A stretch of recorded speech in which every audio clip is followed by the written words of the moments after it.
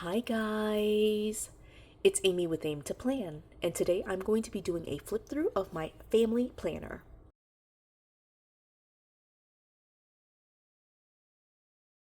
So I am getting ready for 2026. Actually, one of the things that I did recently was just take my family planner and move it from a classic size to a big size, so you can kind of see that here. What I did was basically just take everything from this planner. It was actually with this cover and with these discs. I just added the two red ones and just converted everything to big. I also decided to put in the 2026 planner that I wanted to use in here, and so now it's very full. So I was thinking that the best thing to do was to try to clean it out, but I realized that I had not done a flip through of my family planner. And so today's video, I'm just going to be flipping through the family planner. I'll talk to you about what I've done, but essentially it's just going to be flipping through the pages. So for my family planner, what I do is basically have a creative journal where I track all of the major milestones for my family. So I have a very large extended family. This includes both my husband's side as well as my side, and I have lots of nieces and nephews. So they're all at the age where they're doing all sorts of fun stuff with their lives, and so I like to just have a planner that is not directly impacting me, but it's just those fun notes about my family, my nieces and nephews. I also use this to track any big events with my friends. So like I keep in touch with most of my friends through Facebook, and so if there are any major Facebook announcements or any text messages that I receive, all of that kind of gets documented in here. Now, as I've already kind of mentioned, I was in a classic, right? So in fact, you can see pretty much this entire section is classic, and I'm not actually going to talk about this, but this is kind of sort of a big size, but this is what I'm going to be using for my family planner in 2026. And so I was kind of putting together the 2026 portion. I decided to add in the 2020, or like the pages from 2025 and even before that, really. And it became so full. You can see it's like very, I'll have to show you this way, but it's like very thick. And so I wanted to do the flip through to basically clear it all out. And so once I flip through it, I go through the notes after the video to see if there are any long-term notes that I want to keep. If not, then I just recycle these pages. I like to do the planning and the journaling for fun, but I don't necessarily want to keep the pages for forever, just because I have so many planners, I use so many planners, I just don't have the space to store it. So like I said, we're just going to be flipping through. I'm actually going to, for the first half at least, do it this way, so I know it will look a little bit awkward, but I'm going to flip through this side of it and just show you these pages. So let's see. For this, okay, so I know right here I can see I wrote 2024. So these pages are from 2024. Again, it's my family planner, so I'm just doing creative journaling and writing down all the notes for my family and friends. I didn't use a classic vertical, as you can see, and in fact I think I use a classic vertical pretty much to present day. So we'll just flip through it, and again, this will be basically just flipping through all of these pages to show you what I've done. I'm a huge fan of white space, so you'll see lots of that. And as I flip through this, I won't be able to name all the stickers that I've used, but if you see any stickers that you think are like really cute, just let me know and I'll try to link them or describe them to you. So this is the first, I think maybe the only time that I did kind of like this sticker dashboard here. I thought that turned out super cute, so love that. So going into February, I am realizing that I did cut off all the tabs here. Not quite sure why I did that, but I did. All right, so here's February of 2024. One thing that I did do with this planner was actually a coil bound planner, and so I actually converted it from coil bound to disc bound. Oh, look at this. It's definitely rough from moving it from one planner to another so many times. So, all right. So I did convert it to disc bound, and so that's really cute. But this page I didn't even use. So a page like this I would save and try to reuse at some other point in the future. But going back to my train of thought, so I did convert it to disc bound, and it was an outdated planner, so I actually had to redate all across the top here. Like, so these empty pages I would just save and use at a later date. So lots of empty pages apparently in February. One thing I was trying to do in February was kind of clear out my phone of old text messages from my husband. So I created a bunch of sheets here, but I only did, like, you can see basically that much. It's just like random notes from my husband. All right. So obviously I fell down in February, right? So I decorated like 2 weeks worth. I decorated and wrote 2 weeks, and then I decorated a third week, And that was pretty much it. So then it goes from February to July. So obviously I took a huge break in 2024 and I jumped right back into it July 1st of 2024. I probably just decided summer was the time to get back into it. Right. I love doing classic vertical pages. I use classic vertical for my girls, but I don't decorate as well in those just because I put so many pictures in there. So I am noticing here that it goes from the 14th to the 22nd, so I skipped a week. And so that's one of the benefits of redating too, is you can skip weeks and not feel guilty about it. All right, so this one looks like this. And added this note in here. This is actually from a trip. I probably should move this to my travel planner. All right, but those are the types of decisions I would make after the video when I'm cleaning this out. Oh, here's one that just kind of fell out. All right, so this is August 2024. I just was in a micro size, I'm assuming. And so I have some notes from August like that. All right, so let's go into September, again, of 2024. Okay, so I'm noticing that this is a current planner. So these dividers are from Sophia's memory book for 2025. So for Sophia, I use an 18-month planner. It is from July, obviously 2024 to December 2025, so 18 months, but I only do for the memory books for my girls, I only do 12 months. And so the first 6 months of it, I actually moved over here to use in this kind of setup. And again, I love doing vertical planning for this type of style, including with my girls' memory books. It's just that I'm so far behind with my memory books. So this one I'm a little bit more consistent in. I just need to get to the same level of consistency with all of my planners. That's basically what I'm trying to tell myself. All right, so that's super cute. This one, no stickers. All right, so I did take the notes, but it's very stickerless. I like this one. This was just like a rainbow, like I just did some Tombow brush markers. That turned out really cute, I think. And then I ended up doing it again, mostly because I did it for the wrong week. And so, yeah, that just ended up being 2 weeks worth, and that's totally fine. All right, so going into October, let's see how consistent I was. I'm doing pretty good at this point. I've done several weeks. I only missed a couple of weeks of stickers. All right, October 13th. Ooh, this is super cute, this nice fall spread. And again, I do go through this and look through it. I do have several planners, like so many planners.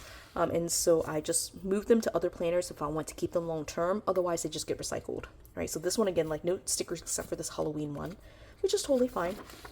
Okay, let's go into November. All right, so I can see already that in November, I was writing on this random sheet of paper. Probably just for that one day then, because this must have picked up on the 4th. Yep. I tend to try to keep months together, so just going back a little bit, right here, November 1st, 2nd, and 3rd was right there. So I just used this sheet to cover the 1st, 2nd, and 3rd. All right. So this is fairly blank. Not a huge fan, but you know, it is what it is. All right. I just like to be able to be creative, but sometimes it's just like this, completely empty. And that's okay, you know. This is not one of those must-have planners. It's not actually holding plans, really. It's just more so a creative outlet for myself. All right, so let's go into December. This page fell out. I'm not quite sure why. It's probably when I transferred it all over.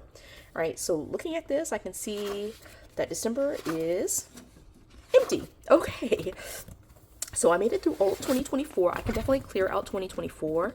And just to show you, 2024 is that little section. So that will definitely improve quite a bit. But I'm going to go ahead and flip through a little bit more and just get through as much of the classic size as I can. All right, so this then, I did redate this for 2024. Okay, so that was for April. But what I decided to do in 2025 is just use only weekly. So I wasn't worried too much about the monthly spread. So I did use the weekly. I used the exact same weeklies, in fact, and just kind of covered it up again for the second time. So going back here, let's see, way back, way back. Right, this planner right here, I redated already. And so starting in January and going forward, you'll see that I have gone through and redated several pages for a second time. So not these ones because this is not the coil bound, but I definitely have coil bound in here for 2025. Right, so all that to say, here's the beginning of 2025. All right, I was really going strong here for the first month. I decided to stamp the dates here. I stamped it on sticker paper and then cut it out and put them on here. This was like a very fall themed spread in January, which is totally fine.